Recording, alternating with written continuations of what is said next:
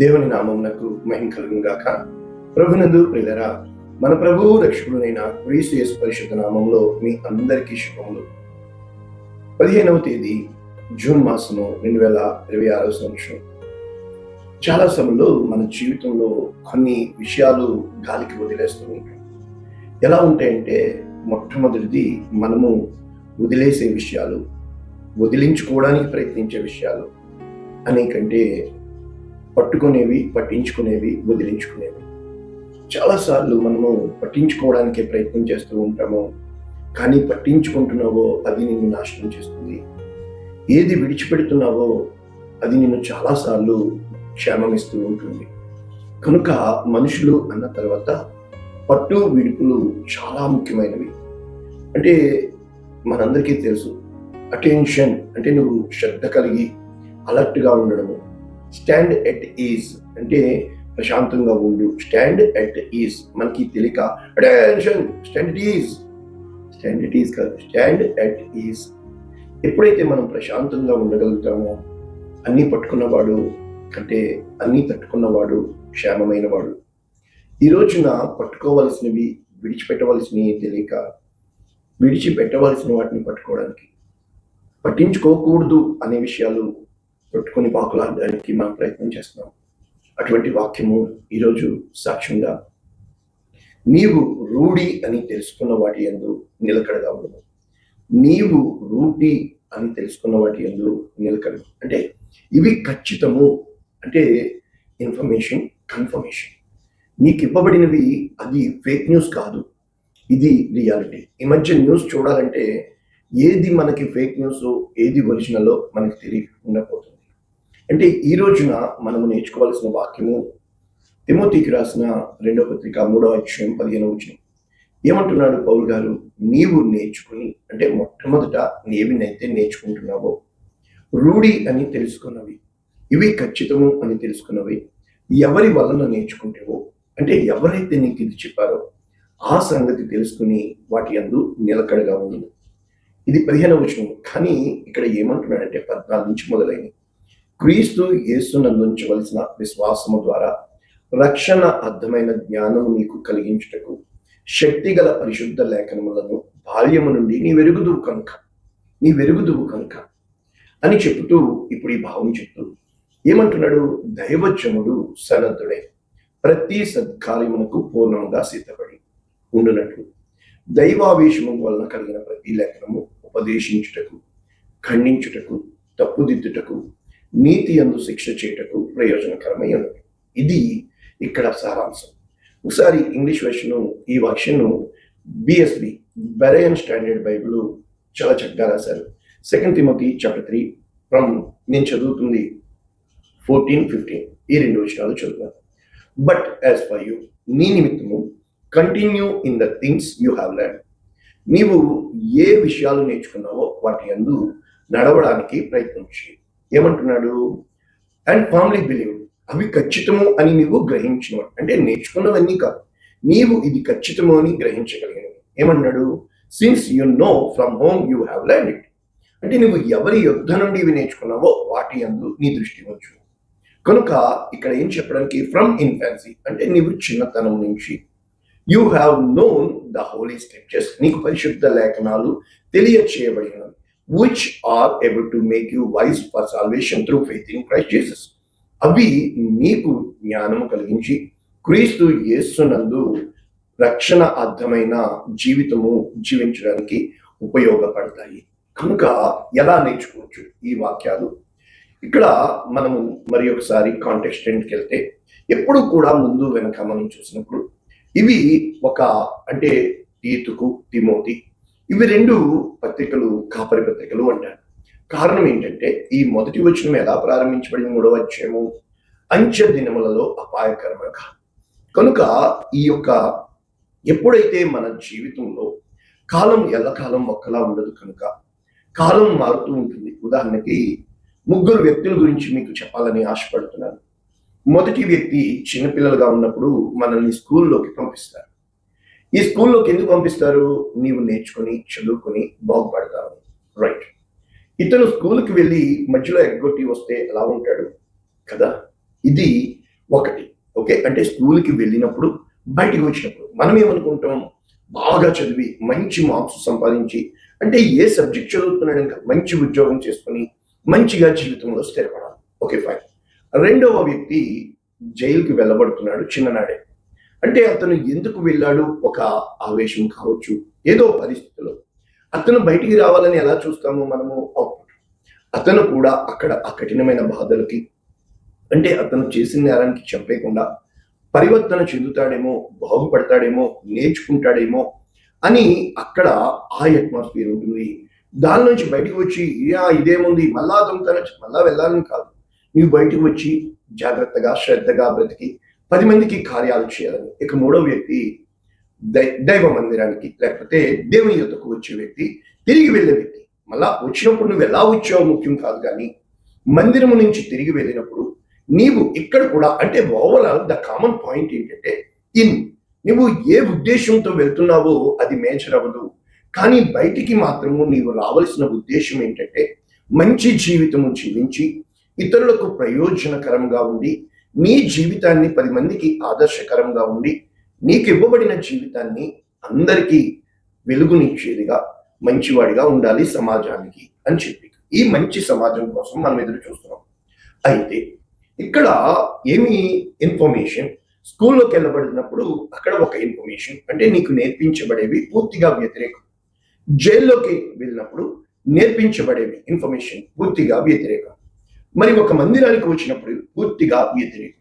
కానీ ఇవన్నీ కూడా నీ మీద శ్రద్ధ కలిగి నీవు ఎవరు, ఏమేమి వింటున్నావు, నీ చుట్టూ ఉన్న వాళ్ళు ఎవరు అని కాకుండా నీలో ఉన్న వ్యక్తిత్వాన్ని వికసింప చేయడానికి, నీ మనస్సులో ఉన్న ఆ యొక్క నేత్రాలని వెలిగించడానికి, ఏది మంచి ఏది చెడు నేర్చుకోవడానికి, ఇది మంచి నేను ఇలా ఉండాలి అని నీవు నిశ్చయముగా ఒక తీర్మానం చేసుకుని ఏ కష్టమైనా ఎటువంటి నష్టమైనా వాటి యందు నువ్వు నిలకడగా ఉండడానికి చేసే ప్రయత్నాన్ని ఈ వాక్యము వివరిస్తుంది. ఎలాగా? ఇప్పుడు మనుషులు స్వార్థ ప్రియులు, ధన మీద అపేక్షలు, బింకములాడువారు, అహంకారం. కనుక ఈ విధముగా వాళ్ళ అవుట్పుట్ ప్రొడక్టివిటీ బయటికి వస్తుంది. కనుక ఇక్కడ కొంతమంది చెప్పబడుతుంది గుంపులు, కానీ ఇక్కడ ఏమంటున్నాడు, భక్తి గలవారుగా ఉంటున్నారు కానీ అని చెప్పుతూ ఇప్పుడు మనకి వచ్చిన కాంటెక్స్ట్ ఏంటంటే చెప్పబడుతుంది, పౌలు తిమోతికి రాయడానికి చెప్పడానికి ఇష్టపడుతూ క్రీస్తు యేసునందు సద్భక్తితో అంటే నీవు భక్తితో బ్రతకాలి, ఒక మంచి జీవితం బ్రతకాలి అంటే ఖచ్చితంగా హింస రావడం అనేది నువ్వు చేసిందని బట్టి కాదు, అది ఒక ఫార్ములా. ఈ సృష్టిలో భగవంతుడు కూడా మనిషిగా పుడితే ఈ మార్గం గుండా వెళ్ళాలి. కనుక ఎప్పుడైతే నీవు ఈ మార్గం గుండా వెళ్తావో, ఇప్పుడు చెప్పబడుతున్న మాట క్రీస్తు యేసునందు ఉంచవలసిన విశ్వాసం ద్వారా, అంటే ఎప్పుడైతే నీ విశ్వాసమును కాపాడుకుని ఇవి ఖచ్చితము, ఇది ఇతరులకి మేలు చేస్తుంది కానీ కీడు చేయదు అని నీవు ఎక్విప్ అయిన తర్వాత ఏం చేయమంటున్నాడు, దైవజనుడు సన్నద్ధి. అంటే మొట్టమొదట దైవజనుడిగా ఇతను ఒక మార్గంలో సిద్ధపరచబడాలంటే 3 నేను ట్రైనింగ్ చెప్పాను. మొట్టమొదటిది ఏంటి, స్కూల్కి. రెండవది ఏంటి, చెరసాలకి. మూడవది ఏంటి, మందిరానికి. ఇప్పుడు ఈ 3 స్టేజెస్ లో చూస్తే మొట్టమొదట స్కూల్లో నీకు నేర్పించబడుతుంది, వెంటనే ఇంజనీరు డాక్టర్ అయిపో. మొట్టమొదట అందరూ కూడా క్లాసులో స్టూడెంట్స్ ఒకలాగే ఉంటారు, అక్కడే కదా ఫ్రెండ్షిప్లు స్టార్ట్ అవుతూ ఉంటాయి. అప్పుడు ఆ ఫ్రెండ్స్ లో ఒకడు ఇంజనీర్ అవుతాడు, ఒకడు కలెక్టర్ అవుతాడు, ఒకడు బిజినెస్ మ్యాన్ అవుతాడు, ఇలా అవుతూ ఉంటారు. అయితే ఆ చదువుతున్న స్కూలు ప్లాట్ఫామ్ కరెక్టే, కానీ అవుట్పుట్ మాత్రము మనలో ఉన్న వ్యక్తిత్వాన్ని బయటకు తీసేది. కనుక ఇప్పుడు మనం ఈ విధంగా ఆలోచిస్తే ఒక యోసేపు జీవితం. యోసేపు ఏమంటున్నాడు, ఆదికాండం 45, 7, 8 వచనాల్లో, అన్నలారా మీరు నన్ను పంపలేదు, మీరు నాకు కీడు చేయలేదు. 50, 20 కూడా ఉంటుంది. ఏమంటున్నాడు, నేను ఇప్పుడు ఫరోకు తండ్రిగాను వారి ఇంటి వారందరి మీద అధికారిగాను ఈ యొక్క ఐగుప్తు దేశమునకు ఏలికగాను 3 తను టైటిల్స్ చేస్తున్నాడు, తను పిలిచేయబడిన పిలుపు. అయితే మొట్టమొదట తండ్రి ఇంటిలో నేర్చుకున్నాడు, అతను గుంటలో వేయబడ్డాడు. అప్పుడు తన తండ్రి విషయము కానీ అన్నదమ్ములు చేసిన కీడును కానీ తలంచు. రెండవది, ఎప్పుడైతే అతను గుంట లోపలికి వెళ్ళాడో ఇతన్ని దేవుడు ఏమి చేస్తున్నాడు, ఐగుప్తు దేశానికి ఏలికగా, ఫరోకు తండ్రిగా, మూడవది ఏంటి, మనం చూస్తున్నాం కదా, ఇంటి వారందరి మీద అధికారిగా, యజమానునిగా. అంటే ఇప్పుడు గుంట లోపల వేయడం వల్ల ఫరోకు తండ్రిగా, అంటే ఒక తండ్రి అంటే ఫాదర్హుడ్ నేర్పించబడుతున్నాడు. అతనికి కీడు చేసినా కూడా అతనిలో తండ్రి హృదయము ఏర్పడాలా.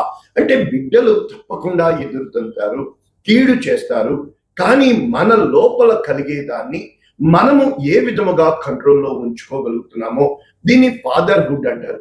కనుక ఫరోకు తండ్రిగా చేయడానికి దేవుడు యోసేపును గుంటలోకి, తన సొంత అన్నదమ్ములు, అయితే ఫరోకి తండ్రి సంగతి దేవుడు ఎరిగితే యోసేపుకు దర్శనములు ఇవ్వబడినవి. ఆ యొక్క 12 పనలు మనం చూసినప్పుడు 11 పనలు అతనికి మొక్కుతున్నట్లు, అదే విధంగా సూర్య చంద్రులు కూడా సాగిలపడుతున్నట్లు, మనము ఎంత ఉన్నతమైన స్థితిలోకి వెళ్ళాలి అంటే అంతగా పునాది తవ్వబడాలి, అంత లోతుగా మన వేరు వెళ్ళాలి. ఆ పరిస్థితుల్లో అక్కడ మనం చూసినప్పుడు యోసేపును గుంటలో వేశారు. నెంబర్ 2, అతన్ని తీసుకెళ్లి ఇష్మాయేలీలకి అమ్మి వేసినప్పుడు పోతీఫరు ఇంటిలో పట్టాడు యోసేపు. ఈ పోతీఫరు ఇంటిలో తను ఏమి నేర్చుకుంటున్నాడు, అక్కడ తను ఒక బానిసగా వచ్చిన తను అక్కడ ఆ ప్రవర్తన ద్వారా ఆ ఇంటి అంతటికి యజమానిగా మారాడు. తన భార్య కన్నేస్తే ఒకటే చెప్పాడు, దేవునికి విరోధముగా ఈ పాపము చేయను గనుక. ఎప్పుడైతే ఆ యొక్క చెయ్యను అని తీర్మానించుకున్న బట్టి చెరసాలలో వేయబడ్డాడు. అంటే ఇప్పుడు అతనికి ఏమి నేర్పించబడింది, ఆ అడ్మినిస్ట్రేషన్ ఆఫ్ ద స్టీవర్డ్షిప్, అంటే ఒక ఇంటిని ఏ విధముగా పరిపాలన చేయాలి. చూసారా, కనుక ఫరో ఇంటి వారందరికీ యజమానుడిగా. నీకు ట్రైనింగ్ ఇవ్వకుండా దేవుడు ఎలా ఇచ్చేస్తాడు, లెర్నింగ్ లేకుండా ఎర్నింగ్ ఎలా వచ్చేస్తుంది. ఇక మూడవది భాగం మనం చూసినప్పుడు చెరసాలలో వేయబడ్డాడు. చెరసాలలో వేయమంటారు, అపహాసకులు కూర్చుండొచ్చు, మరి పాపులు పాపుల మరి అక్కడ ఎందుకు వేయబడ్డాడు, ఐగుప్తు అంతటిని ఏలాలి అంటే నానా రకాల ప్రజలు ఉంటారు, వారిని నువ్వు గమనించగలాలి. కనుక చెరసాల మీద అధికారిగా దేవుడు ఉంచాడు, ట్రైనింగ్ చేశాడు. ట్రైనింగ్ పూర్తయింది, ఒక రోజు వచ్చింది, ఫరోకి దేవుడు దర్శించాడు, కల చూపించాడు. చెప్పేవారు ఎవ్వరూ లేనప్పుడు దిగో నా కుమారుడు సిద్ధపడ్డాడు అని చెప్పి ఫరోకి అక్కడ ఉన్న వ్యక్తిని తీసుకొచ్చి చెరసాలలో వేయించి, ఒక వ్యక్తిని మరణశిక్షకి అప్పగించి ఇంకొక వ్యక్తిని పంపించి, దేవుడు సార్వాధికారి, సార్వభౌముడు అని నిరూపించడానికి ద గాడ్, సావరిన్ గాడ్ అంటారు. కనుక ద గాడ్ ఆఫ్ యూనివర్స్, ఆయన దేవుడు కనుక, ఎథిక్స్, ఆయన నీతిని పరిపాలించే దేవుడు కనుక యోసేపును చెరసాలలోంచి తీసి డైరెక్ట్ గా 3 టైటిల్స్ ఇచ్చాడు, 4 ఆశీర్వాదం ఇచ్చాడు, తన సొంత అన్నదమ్ముల్ని పోషించడానికి దేవుడు నిలబెట్టాడు. కనుక దైవజనుడు సన్నద్ధుడై ప్రతి సత్కార్యమునకు పూర్ణముగా సిద్ధపడి, అంటే సిద్ధపాటు ఎక్కడి నుంచి వస్తుంది, తను నడిచి వచ్చిన మార్గము ఏది మేలు ఏది కీడు గమనించి ఉన్నాడు కనుక, ఏది పట్టుకుంటే అనుభవ జ్ఞానం పొందుకుని ఉన్నాడు కనుక దైవ ఆవేశము గలవన కలిగి ప్రతి లేఖం.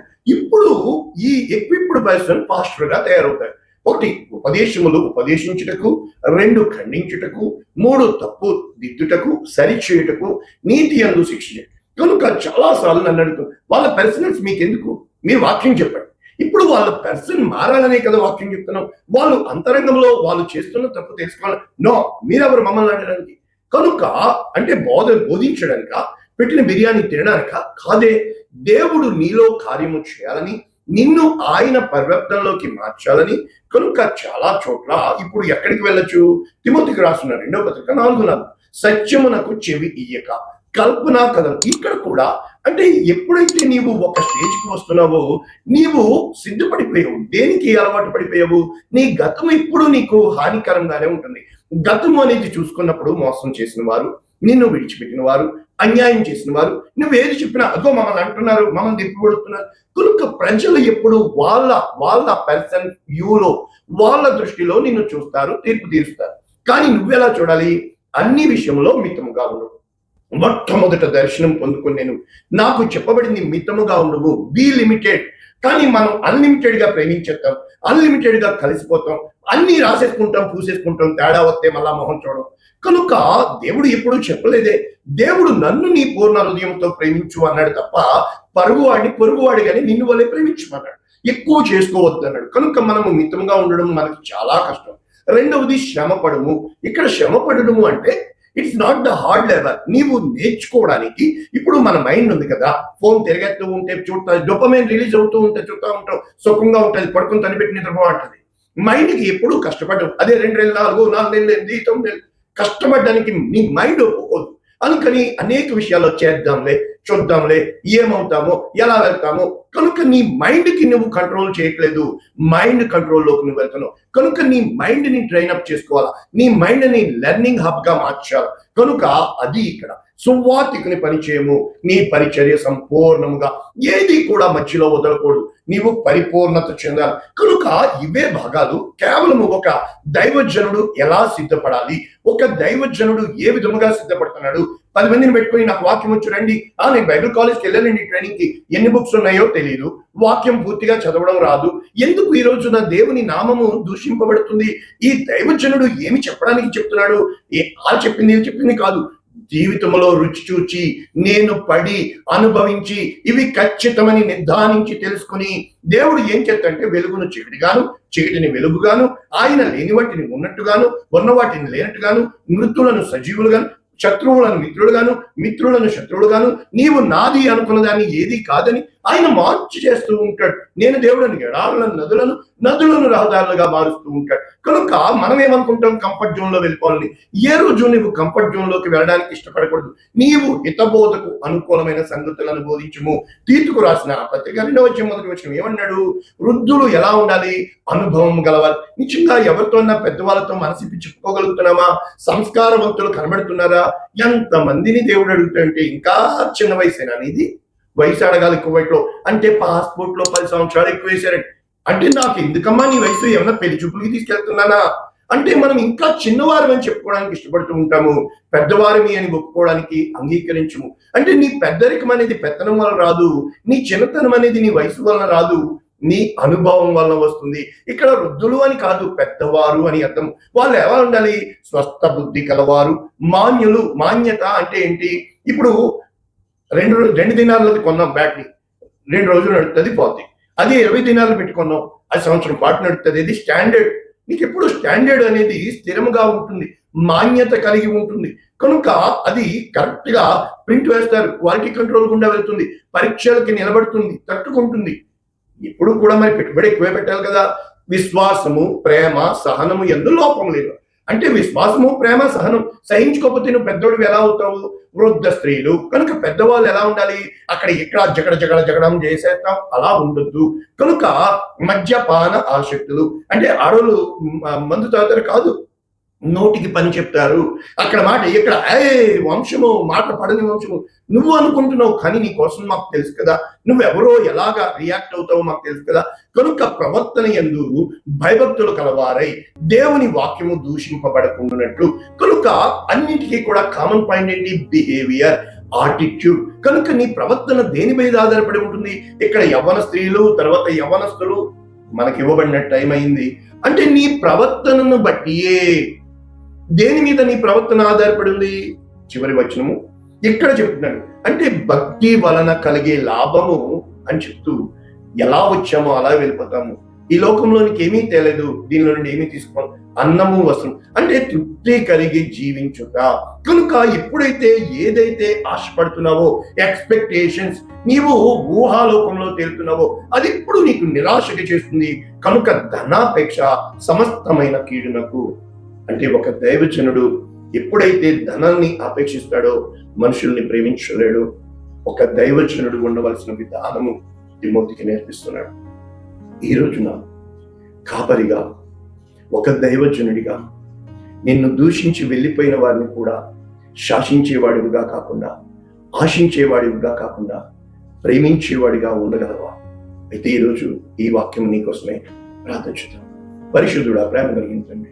పెట్టబడిన ఈ వాక్యము అనేక మందికి ఆశీర్వాదంగా, లక్షల మందికి రక్షణ కారణంగా, కృపా సహితముగా చేయమని యేసునామమున దీవిస్తున్నాం తండ్రి. Amen. God bless you all. దేవుడు మిమ్మల్ని దీవించుగాక.